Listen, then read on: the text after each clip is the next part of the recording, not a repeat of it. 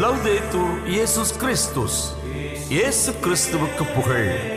தமிழ் கூறும் நல் உலகில் வாழும் அனைத்து அன்பு உள்ளங்களுக்கும் வத்திக்கான் வானொலியின் வணக்கம். இறைவன் உங்கள் உள்ளத்தையும் இல்லத்தையும் தன் அன்பாலும் அருளாலும் அமைதியாலும் இன்றும் என்றும் நிரப்புவாராக.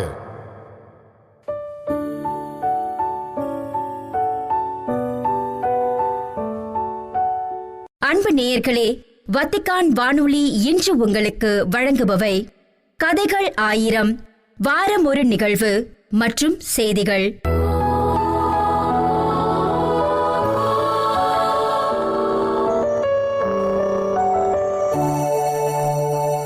கதைகள் 1000.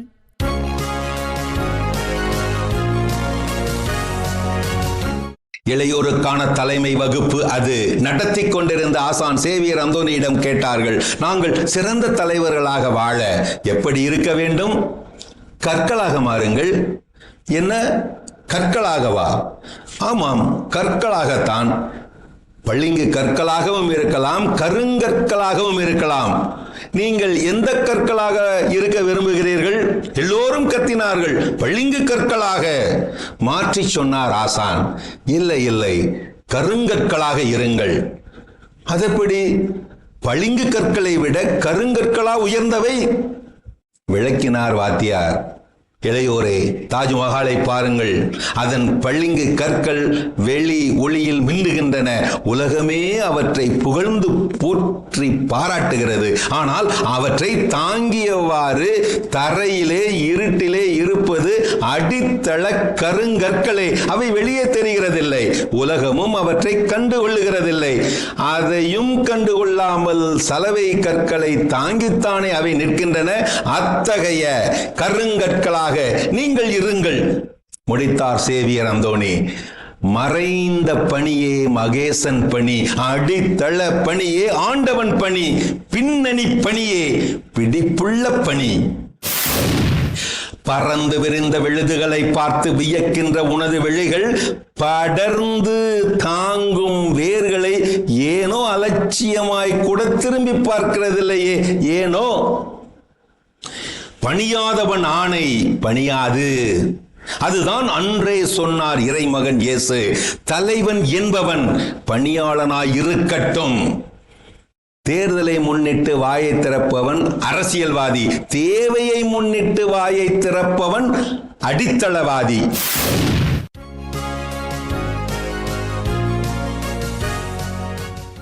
வாரம் ஒரு நிகழ்வு.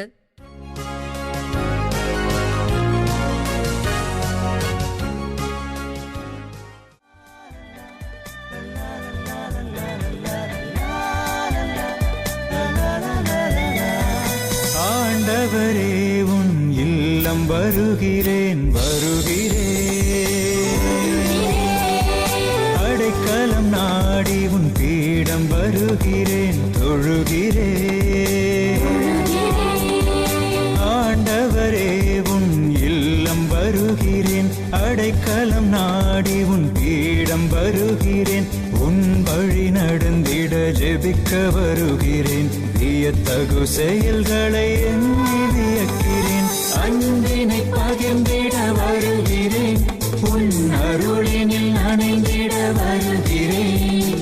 உள்ளதை உவப்புடன் தருகிறேன். உன் ஒளியினில் வாழ்ந்திட விழைகிறேன்.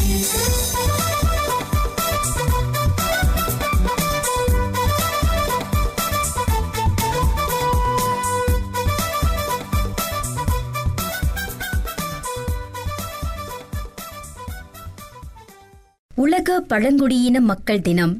உலக பழங்குடியின மக்கள் தினம் ஒவ்வொரு ஆண்டும் ஆகஸ்ட் 9 உலகம் முழுவதும் மிக உன்னதமான முறையில் கடைபிடிக்கப்படுகிறது.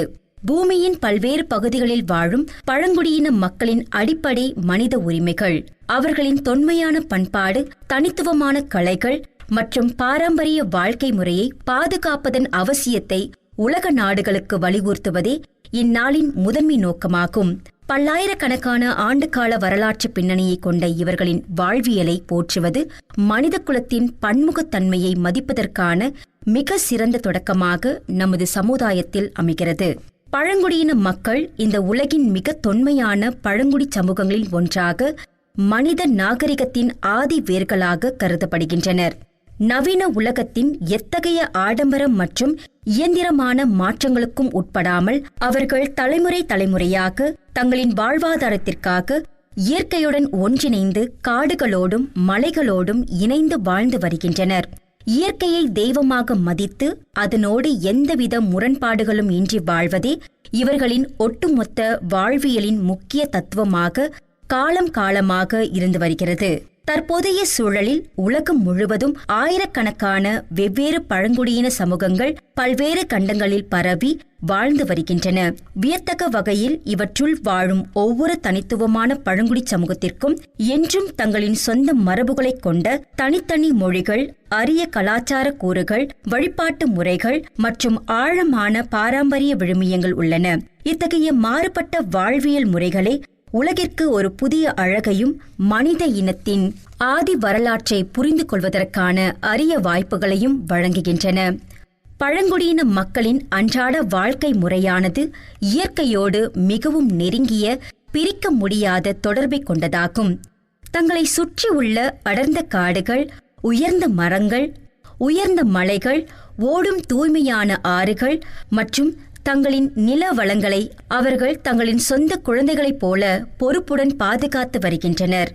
இயற்கையை சுரண்டாமல் அதனிடமிருந்து தங்களுக்கு தேவையானவற்றை மட்டும் அளவோடு பெற்றுக்கொண்டு எஞ்சியவற்றை எதிர்காலத்திற்காக பாதுகாக்கும் உன்னத பண்பை அவர்கள் கொண்டுள்ளனர். இவர்களின் பாரம்பரிய அறிவும் இன்றைய உலகை அச்சுறுத்தும் சுற்றுச்சூழல் பாதுகாப்பிற்கும் நிலையான வளர்ச்சிக்கும் பெரும் பங்களிப்பை வழங்குகின்றன. காடுகளையும் காட்டில் வாழும் விலங்குகளையும் எவ்வாறு இயற்கையான முறையில் பாதுகாக்க வேண்டும் என்ற அரிய ரகசியங்களை அவர்கள் தங்களின் தனித்துவமான வாழ்வியல் முறைகளின் மூலம் நன்கு அறிந்து வைத்துள்ளனர். இயற்கையை சிதைக்காமல் அதனுடன் இணைந்து வாழும் இவர்களின் வாழ்க்கை முறை ஒட்டுமொத்த உலகிற்கும் ஒரு மிக சிறந்த வழிகாட்டியாக அமைகிறது. ஆயினும் இத்தகைய பெருமைகளைக் கொண்ட பல பழங்குடியின மக்கள் இன்றைய நவீன உலகிலும் இன்னும் முறையான கல்வி, தரமான சுகாதாரம் மற்றும் குடிநீர் போன்ற அடிப்படை வசதிகள் முழுமையாக கிடைக்காமல் பின்தங்கிய நிலையிலேயே வாழ்ந்து வருகின்றனர். நவீன மருத்துவ வசதிகள் அவர்களின் வாழ்விடங்களுக்கு சென்றடையாததால் பல இன்னல்களுக்கு அவர்கள் ஆளாக நேரிடுகிறது. எனவே அவர்களின் தனித்துவத்தை பாதுகாக்கும் அதே வேளையில் அவர்களின் வாழ்வாதார முன்னேற்றத்திற்கும் கல்வி மற்றும் சமூக தளங்களில் சிறப்பு கவனம் செலுத்த வேண்டியது அவசியமாகும். பழங்குடியின மக்களின் நில உரிமைகளையும் அவர்களின் பாரம்பரிய வாழ்வாதாரத்தையும் சட்டப்பூர்வமாக பாதுகாப்பது தற்போதைய காலகட்டத்தில் மிகவும் அவசியமான ஒன்றாகும். அவர்களின் முன்னோர்கள் வாழ்ந்த பாரம்பரிய நிலங்களையும் காடுகளையும் அவர்களின் அனுமதியின்றி ஆக்கிரமிக்காமல் மதித்து பாதுகாக்க வேண்டும். நிலமே அவர்களின் அடையாளம் என்பதால் நிலத்திற்கான உரிமைகளை அவர்களுக்கு உறுதி செய்ய வேண்டும். உரிமைகளை அவர்களுக்கு உறுதி செய்வது அவர்களின் கலாச்சாரம் மற்றும் பூர்வீக அடையாளங்கள் காலப்போக்கில் அழியாமல் இருப்பதற்கான மிக முக்கிய அரணாக விளங்கும் என்பதில் ஐயமில்லை. இன்றைய உலகில் பொருளாதார வளர்ச்சி மற்றும் நவீனமயமாக்கல் என்ற பெயரில் பல பழங்குடியின சமூகங்கள் தங்களின் பூர்வீக வாழ்விடங்களை விட்டு வலுக்கட்டாயமாக வெளியேற்றப்படும் அவலநிலை பரவலாக உருவாகியுள்ளது. இத்தகைய இடப்பெயர்வுகள் அவர்களின் பாரம்பரிய வாழ்வாதாரத்தை முற்றிலும் சிதைப்பதுடன் அவர்களின் தனித்துவமான கூட்டு வாழ்க்கை முறை மற்றும் கலாச்சார அடையாளங்கள் உலக வரைபடத்திலிருந்து நிரந்தரமாக அழிந்து போவதற்கும் ஒரு முக்கிய காரணமாக அமைந்து விடுவதால் இதனை தடுத்து நிறுத்த உலக நாடுகள் முன்வர வேண்டும். பழங்குடியின மக்களின் பூர்வீக மொழிகள், வாய்மொழி இலக்கியங்கள் மற்றும் தொன்மையான கலை மரபுகள் யாவும் ஒட்டுமொத்த மனித குலத்தின் விலைமதிப்பற்ற பாரம்பரிய செல்வங்களாகும். எழுத்து வடிவம் இல்லாத இவர்களின் பல மொழிகள் இன்று பேச ஆள் இல்லாமல் அழியும் ஆபத்தில் உள்ளன. இத்தகைய அரிய மொழிகளையும் கலைகளையும் ஆவணப்படுத்தி அவற்றை அடுத்த தலைமுறைக்கு கொண்டு சேர்த்து அழியாமல் பாதுகாப்பது பூமியில் வாழும் விழிப்புணர்வுள்ள நம் அனைவரின் கூட்டு பொறுப்பாகும். பழங்குடியின மக்களின் தனித்துவமான இசை, பாரம்பரிய நடனங்கள், இயற்கை மூலப்பொருட்களைக் கொண்டு செய்யப்படும் கைவினைப் பொருட்கள் மற்றும் அவர்களின் அரிய பாரம்பரிய மருத்துவ அறிவு போன்றவை உலகம் முழுவதும் பெரிதும் பாராட்டப்படுகின்றன. பக்க விளைவுகள் இல்லாத இவர்களின் மூலிகை மருத்துவ முறைகள் பல நோய்களுக்கு சிறந்த தீர்வாக அமைகின்றன.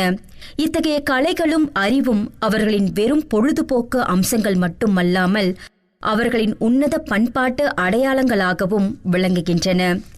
கல்வி மற்றும் வேலை வாய்ப்பில் பழங்குடியின மக்களுக்கு சமமான வாய்ப்புகள் தங்கு தடையின்றி வழங்கப்படும் போது அவர்களின் ஒட்டுமொத்த வாழ்க்கை தரம் கணிசமாக உயர்கிறது.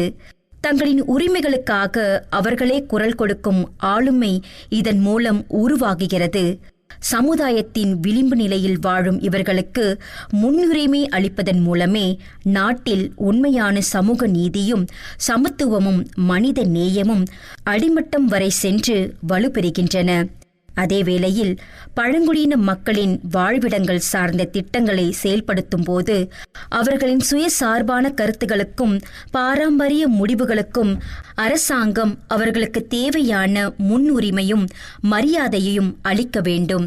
உலக பழங்குடியின மக்கள் தினம் என்பது அவர்களின் தொன்மையான பண்பாட்டு பாரம்பரிய அறிவு, உரிமைகள் மற்றும் மனித மாண்பை ஒட்டுமொத்த உலகமும் மதிக்க வேண்டியதன் அவசியத்தை உணர்த்தும் ஒரு உன்னதமான நாளாகும். பழங்குடியின மக்களின் கண்ணியம், காலநிலை மாற்றத்தை ஏற்றுக்கொள்வதில் அவர்களின் பங்கு மற்றும் பண்பாட்டு அடையாளத்தை பாதுகாப்பது மனித குலத்தின் பொதுவான கடமையாகும். இந்த நாளில் நாமும் வேற்றுமைகளை மறந்து சமத்துவம், பரஸ்பர மரியாதை மற்றும் ஒற்றுமையுடன் வாழும் ஒரு மிக சிறந்த உலகை உருவாக்க அனைவரும் இணைந்து செயல்பட மனதார உறுதிமொழி எடுப்போம்.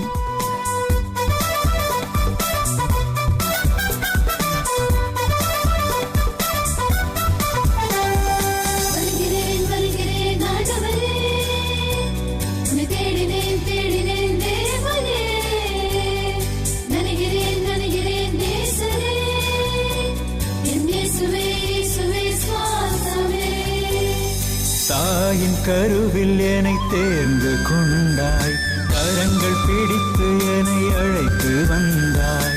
இறைவா, என் இறைவா, என் ஆதாரம் நீயாகவா. இமைகள் போல என்னை காத்து நின்றாய், உன் கரத்தில் என் பெயரை பொறித்து வைத்தாய். இருளை பழிக்காமல் ஒளியேற்ற என் இதயம் கலங்காமல் உறவாட உன் ஒளியினில் கலந்திடுவே. ஆண்டவரே, உன் இல்லம் வருகிறேன் வருகிறேன். அடைக்கலம் நாடி உன் பீடம் வருகிறேன் தொழுகிறேன்.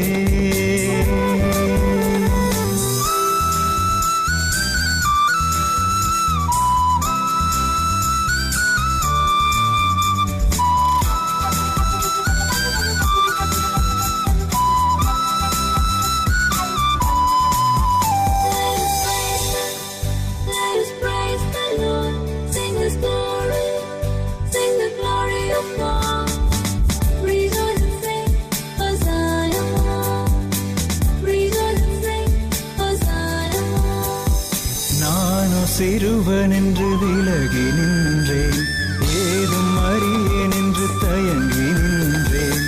இறைவா, என் இறைவா, என் நல்லாயன் நீயாகவா.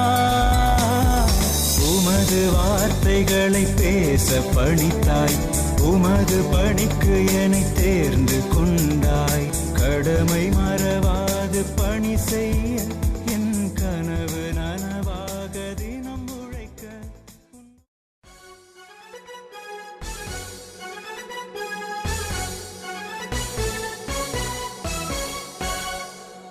செய்திகள். மனிதனின் உடல் பசியை மட்டுமல்ல, உண்மை மற்றும் வாழ்விற்கான ஆழ்ந்த ஆன்மீக ஏக்கத்தையும் கிறிஸ்துவே உண்மையாக நிறைவு செய்கிறார் என்று திருத்தந்தை 14ஆம் லியோ அவர்கள் வலியுறுத்தினார். ஆகஸ்ட் 2 ஞாயிறன்று வத்திக்கான் புனித பேதுரு பெருங்கோயில் வளாகத்தில் கூடியிருந்த பல்வேறு நாடுகளைச் சேர்ந்த ஆயிரக்கணக்கான திருப்பயணிகளுக்கு வழங்கிய நண்பகல் மூவேளை இறைவேண்டல் உரையில் இவ்வாறு மொழிந்த திருத்தந்தை அன்றைய திருவழிபாட்டு நற்செய்தியில் இடம்பெற்றுள்ள இறைவார்த்தைகளை மேற்கோள் காட்டி 5 அப்பங்களையும் 2 மீன்களையும் பெருக்கி 5000த்திற்கும் மேற்பட்ட மக்களுக்கு உணவளித்த இயேசுவின் அற்புதங்கள் வெறும் அதிசய செயல்கள் அல்ல, மாறாக இறையாட்சியின் வருகையையும் உலகிற்கு கொண்டு வந்த மீட்பையையும் வெளிப்படுத்தும் இறை அடையாளங்கள் என்று குறிப்பிட்டார்.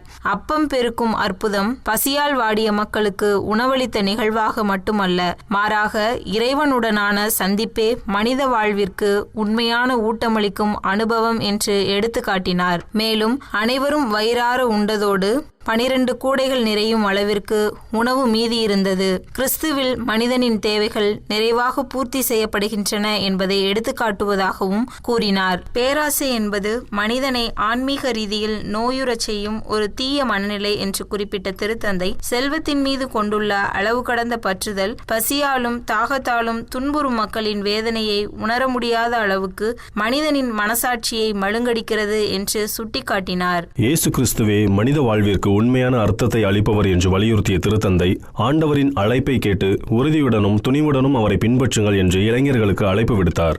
ஈக்வடார் நாட்டில் இபாரா நகரில் உலகை நான் வென்றுவிட்டேன், துணிவுடன் இருங்கள் என்ற கருப்பொருளில் இடம்பெற்று வரும் 7வது தேசிய இளைஞர் தினத்தை முன்னிட்டு அனுப்பிய காணொலி செய்தியில் இவ்வாறு மொழிந்த திருத்தந்தை, இயேசு கிறிஸ்துவை சந்திக்கும் அனுபவம் நம் இதயத்தை மகிழ்ச்சியால் நிரப்புகிறது என்றும் அது அவரது அன்பிற்கும் இரக்கத்திற்கும் சாட்சிகளாக வாழும் வலிமையை நமக்கு தருகிறது என்றும் கூறினார். மேலும் இளைஞர்கள் திரு அவையின் மதிப்புமிக்க செல்வம் என்று வலியுறுத்திய திருத்தந்தை, திரு அவைக்கு உங்கள் மகிழ்ச்சி, உங்கள் துணிவு, உங்கள் விசுவாச சாட்சி தேவைப்படுகிறது.